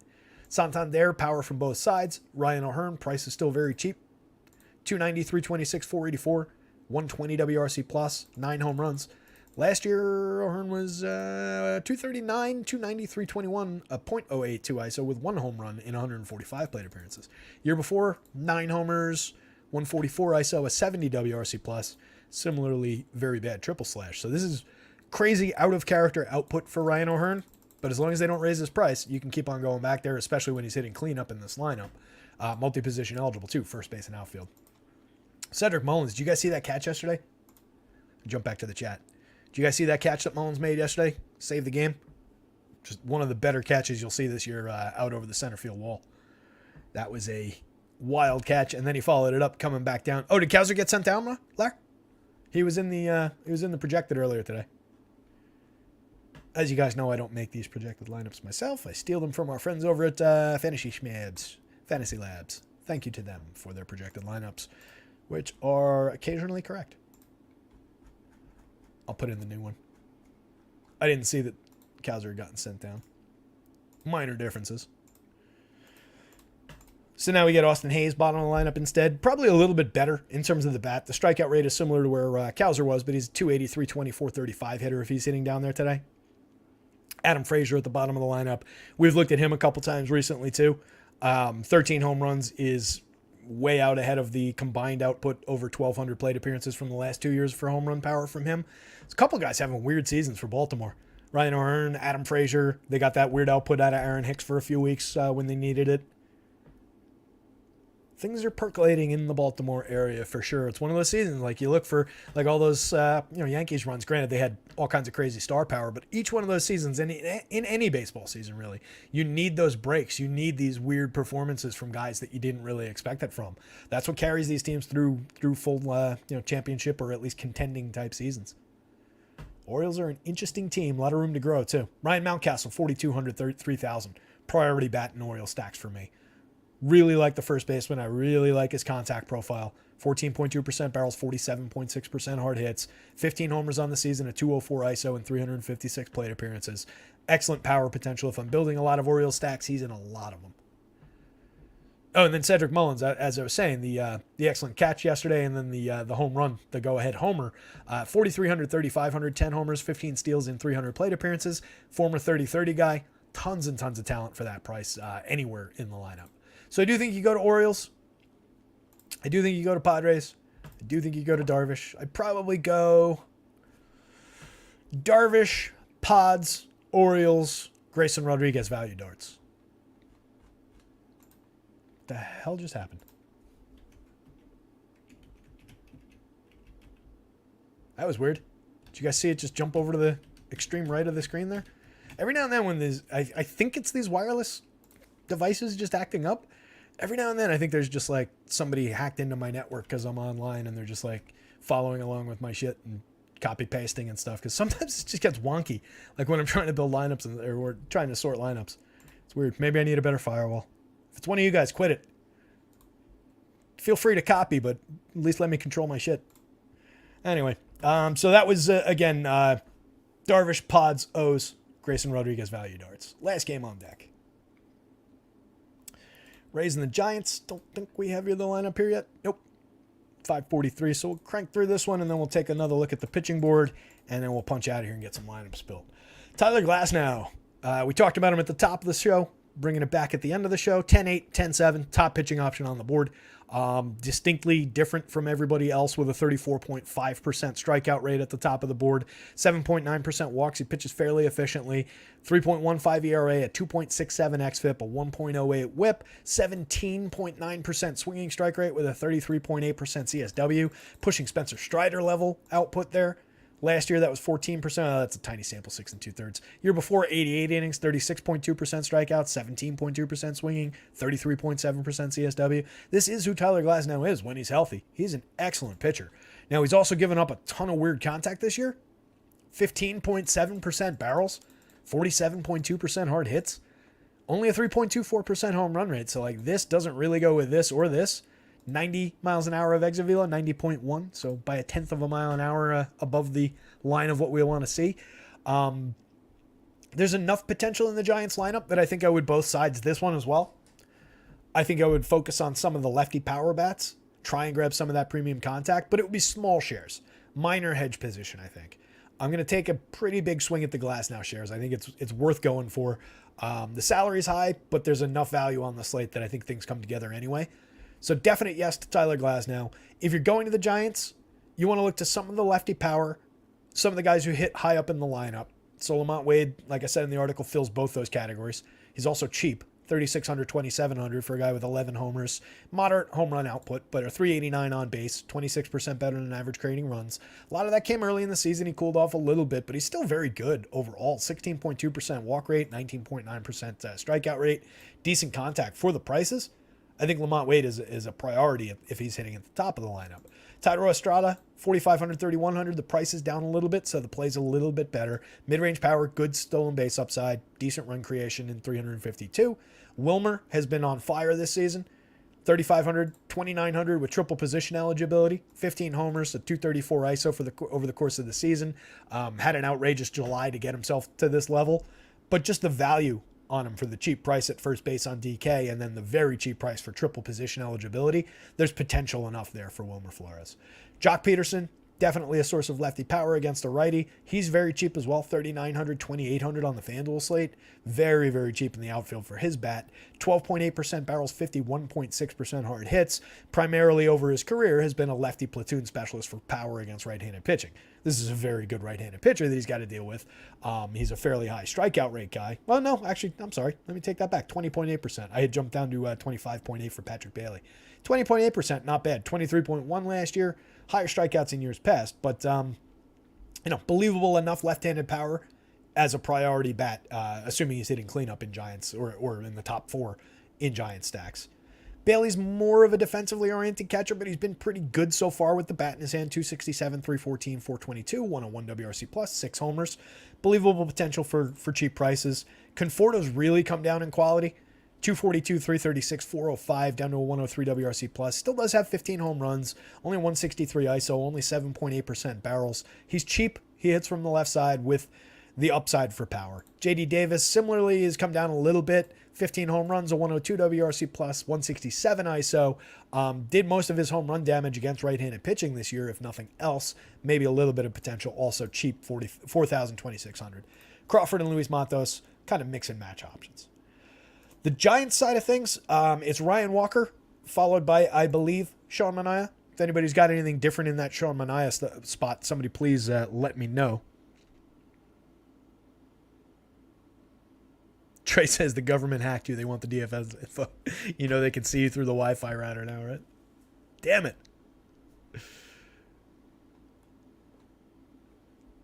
Podigen's focusing on jock market more these days, or tiers on DK. No pitchers or DFS. Karen's live. Yeah, the jock markets. I did jump in after we talked about it, Podigen Stoner. I did jump back into to jock market the other day. Had a lousy slate. I made what I thought were a couple of buys on, I think it was a good Cardinals day. And they just didn't deliver for me. But back on in limited doses when I can remember to do it. I'll play a little bit on Jock Market. It's just a fun concept. I like the site. I like the idea of what they do over on Jock Market. So all right, Rays. Rays, as I mentioned, top of the show, are one of the top options on my board. They project out second overall by collective fantasy point projection, showing great point per dollar numbers and showing a number 1 overall home run ranking. That's geared up against the lefty, against Sean Manaea, who I do believe is going to be the bulk reliever. He obviously projects out okay. Mid-range projection for very cheap prices, particularly on that DK slate. If you're inclined toward going to that bulk reliever option, Sean Manaea has basically been the best option in that space. High strikeout rate, 28.1%, 5.10 ERA, a 3.86 xFIP, only giving up 2.40% home runs despite almost 10% barrels, 38.7% hard hits, pushing almost 90 miles an hour of exit velo. But he's the guy we've seen succeed in that role in terms of coming out and in 5 innings. Sean Manaea's got 10 strikeouts, and all of a sudden he's an important part of the slate that nobody played. If that is your sort of a play, I think this is a spot where you can make it, assuming that we do know that Sean Manaea is coming into the game. 7,300 on FanDuel, it becomes a stretch. You don't get the as good a shot at the bonuses, or any shot at the bonus for the quality start, obviously. So it limits the ceiling on the play. He is still cheap enough where if he comes out and has that 5-inning performance with 10 Ks, though, that does tend to get you to a pretty high FanDuel score and a lot of opportunity to combine him with some good bats. So I don't know that he's even off the board there. I do definitely want to play the Rays, though, given how much they were showing through the model, given all the fairly cheap prices now for a lot of guys with double-digit home runs, double-digit stolen bases, a lot of good run creation output on this team. I know that they were overperforming early in the season. I know that they've cooled a little bit, but now I think it's gone to the extreme opposite side, where now we've got some good value prices on a number of these guys, multi-position flexibility on a lot of these guys, bit of a lower run total in Vegas, but it's shining through my model plenty good. So I'm going to go to this spot. Oslevis Basabe, I think, is our shortstop for the foreseeable future for the Tampa Bay Rays. 2,000 on both sites. Second base eligible on the DK slate. Shortstop on FanDuel. We looked at him yesterday. Hit tool and speed kind of a kid. Obviously going to be filling in for the Wander Franco situation, which we don't have to dig too deep into. But he might be going to prison for quite some time if those allegations are true. That is not a good situation. I don't think we see Wander Franco on the Tampa Bay Rays anytime soon. They put him on the restricted list, which means he's off the roster, and I think not getting paid. Let's see here. So Yandy Diaz off the top, 5,000, 3,600. Plenty of quality there. 323, 403, 512. Creating runs 61% better than an average. 16 home runs on the season.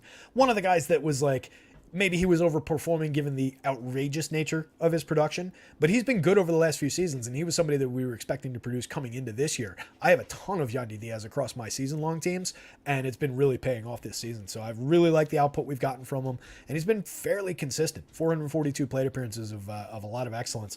5,000, 3,600, probably appropriately priced. I was going to say cheap a little on the DK slate, but probably appropriately priced, and a very good option at the top of this lineup. Brandon Lau, tons of lefty power. We'll see what happens depending on how they gear this lineup with Manaea with the right-handed opener followed by the lefty. But there's plenty of power potential for Brandon Lau if he's hitting up there. 15 homers on the season, 207 ISO. Could be a pinch hit risk if it's the Manaea situation. That's the only dicey part of that. But for 46.29, I think it's worth taking the shots, assuming he's in the lineup. Randy Rosarena, star against either side, 18 home runs, 15 stolen bases, a 127 WRC plus in 485, 5,400, 3,600. Another guy who's probably just appropriately priced for who he is. And then we get into some of these cheap bets. Second base and third base for 4,000 for Isaac Paredes on DK. Second, third, and first for 3,100 on FanDuel.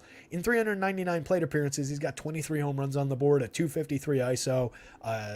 The barrel rate and the hard hit rate are inexplicably low for that kind of power output, but that's just who Isaac Paredes is. It's weird. He when he squares it up, he tends to hit home runs. It's just infrequent square ups, but he's had good output this season. 247, 356, 500 over the course of time, 142 WRC plus. He's stretched it out to a pretty full sample at this point. So I like the power bat. I love the multi-position flexibility, the cheap prices. 4,100, 2,800 for Luke Raley. Guy with 16 homers, 12 steals on the season, a 255 ISO, 39% better than average creating runs in his 321 plate appearances. Actually supported by good contact at 13.8% barrels, 45.2% hard hits. Luke Raley, good lefty power bat there. Jose Siri, 3,800, 3,100. He's also got 23 home runs. He's done it in even fewer plate appearances, 288 for him. 111 fewer plate appearances than Isaac Paredes' surprising output in his 399. Siri also does it with a believable amount of contact, 13.9% barrels, 38.8% hard hits is nothing special, but the barrel rate is great. 3,800, 3,100, the price is very playable. A 299 ISO for the kid, for a kid that we've expected to be a decent DFS contributor over the last couple of seasons, given his power and his speed potential at the very least. So he's really paying that off this year. Josh Lowe, 4,300, 3,200, very playable part in the outfield late in the lineup. 273, 316, 479, pretty consistent hitter, 14 homers, 24 stolen bases. Rene Pinto, if you want to work him in at catcher, if he's down there as a mix-in, fine. So, Tyler Glasnow with a bullet. Joker, enough, buddy. We're almost done. Tyler Glasnow with a bullet. Joker wanted to enforce how good that Tyler Glasnow spot is. Rays bats. Some giant stacks, for sure. As a potential hedge position, I expect they'll be fairly low owned against Glasnow here. I do think it's an interesting contrarian spot given all that premium contact he's given up. So some of those lefties, some of the top of the lineup for the Giants in moderation, not one to run away with, given his quality on the mound, but definitely in play as like a hedge contrarian kind of a spot. And then Manaea, if you're inclined to do it from that value based bulk reliever kind of a play, he's the right one to do it with, if nothing else. One last look at the pitching board. See what's going on in the chat. Podigen says, I hear you, Tower, would like to like the app to work better. Jock market, that is. Plus, I had tennis and MMA would be great. They got NASCAR and golf. NASCAR's probably interesting on there. I would imagine as the driver's jockey for position, you see a big wreck or something like that, and you sell some positions real quick. That's probably really fun. It's fun for baseball too, because it's a little bit more interesting for baseball than basketball, because baseball creates so many situations where all of a sudden, like a guy who's cheap all of a sudden comes up with the bases loaded, or you see an inning developing ahead of a guy. So it seems like you can grab a lot of dynamic positions throughout the day. So I feel like Jock Market actually just fits better for baseball, but it must be interesting for NASCAR too. Gary Knowles says, thanks for the shout out. Can't believe more aren't following you. Are you going to keep going NFL? Yeah, buddy. We're going to definitely have NFL. We're going to have a lot of focus on NFL stuff. Got to figure out how I'm going to do all of it, but we'll get there.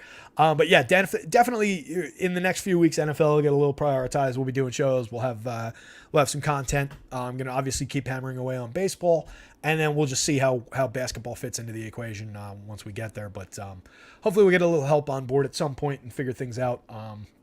As I said in the chat earlier today, there's just so many days lately where I hit 7:06 after lock, or today 7:11 after lock, not the store, at 7:12, let's say.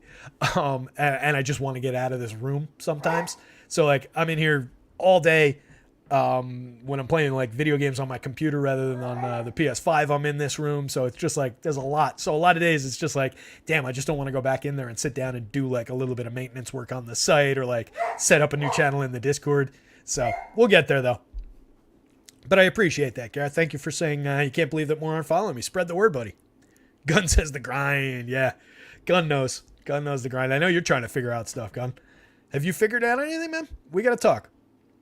Because I know you've got a lot going on with the wrestling and everything, and I know everybody in the chat would probably be in support of us doing a little bit of a team up in a more official sense. So if you're interested, let's talk. Larry says, so Joker is on Sawinski and Glass now. There you go, buddy. Those are the two Joker picks for the day. I love it. We'll see if we can get those out of him every day. So Tyler Glass now with a bullet, top of the board. Really like the spot, but there's a lot of good opportunities. Scherzer, I think, is a very good play. Second play on the on deck there. Mid-board in terms of some of these other guys being competitively projected. But if we're talking about ceiling, probably Max has that next best ceiling. We focused on some of the strikeout rates in that Los Angeles lineup, but I also like them a lot for power upside, for value upside. So I do want to go to some Angel stacks. That's a both-sided situation in my mind. Darvish against the Orioles. This is a more limited, but still also both-sided situation. I like the price a lot on Darvish on both sides. Like the ceiling potential for him. Max, 10-6, 94. I like him better on the DK slate. Not a premium ceiling type of a guy, but I think the Yankees push a little additional ceiling in his direction. And it's a very believable projection to come in between where he's at and where like Glasnow's at. I think that's believable upside and realistically stable floor. I think for Max, just given what he does on the mound, given the limited nature of that Yankees lineup. All right, cool, good. I'll hit you up on Twitter and or we'll jump into Discord or something and we'll chat. Also trying to get J187 on board. You guys got to harangue him though. I don't know if he's interested, so you guys got to go tell him how much you want him here. I don't know if he's hanging out in the chat or watching today. Everybody wants your content, buddy. Everybody wants your optimizer, your Python skills, J187. Everybody's calling for it. See? Look at Larry in the chat. Look at all those exclamation points. Yeah, we'll see what we can do, guys. No pressure on our pal J187. Miles Michaelis, great value option. 8,000, 7,000. That is a definite spot to go to here, going up against that pathetic Athletics lineup. That said, I will take a few hedge stacks around the who do we talk about in that lineup? The Seth Browns of the world, the Zach Gelofs of the world, maybe some Brent Rooker even works in there. There was that weird opportunity with Soderstrom and Seth Brown and Shea Langoliers to do like a first base outfield catcher configuration that not a lot of people are going to go to that we talked about. So just a weird little on the board-ish kind of a play, given that Michaelis isn't a big-time strikeout guy, given that he will allow a little bit of contact for them. I think they play a little bit better than the Athletics typically would play in a hedge and contrarian situation. But I prefer the Michaelis side of it. Gilbert, definitely on the board. Plenty of upside against Kansas City. Quinn Priester, that's a weird one. 6,400, 5,300. This is the low faith play of the day. It's a definite value dart if you want to make the play, but if I'm picking anybody out of the highly projected guys, this is definitely the low faith play of the day. There is a lot of risk there. He has not been good yet in the show at all. We talked about targeting him with Mets bats a lot more than we talked about using him on the mound. So keep that in perspective. I didn't artificially lower it. I let it come through, but that one's dicey. Merrill Kelly, I like that spot in Coors Field. I hope it's low owned. 93, I'd rather pay a little bit less for it on FanDuel. 81, I think is a good source of value on the DK slate. Everything except the ballpark is working in Kelly's favor there. Carlos Carrasco, this is probably my second lowest faith out of these guys that are projected decently here, and he actually sorts down a little bit. I guess when I changed the runs, that went down a little. That's right, a run. Actually, that should have gone the other way if a run came off that. Whatever. So Grayson Rodriguez, definitely a little bit of potential, 75-64, pitching a lot better lately, but going up against a dangerous Padres lineup in a both-sided situation. Brady Singer, a little bit of value on the DK slate, potential there for him to find some strikeouts against Seattle. I don't really like it that much for 9,100 on FanDuel. It's just an ownership play on FanDuel. When we've got all these options on the board, I just don't know how frequently I'll get there. And then Sears against St. Louis is pretty low end. Sandoval against Texas, pretty low end. Schmidt and Flexen are just kind of no's. Carrasco's kind of a no as well, given how limited he's been this year, given that I'm probably going to go to a fair amount of Pirates bats against him. Kyle Lewis called up and into the Arizona lineup. Andrew Jennison drops that in. That's awesome. Kyle Lewis, former top end prospect way back when, has blown out his knee a couple times, kind of fell apart over time, was in Seattle, has been a successful enough guy in spots when he's gotten his shots in the show, but hasn't been able to stay fully healthy.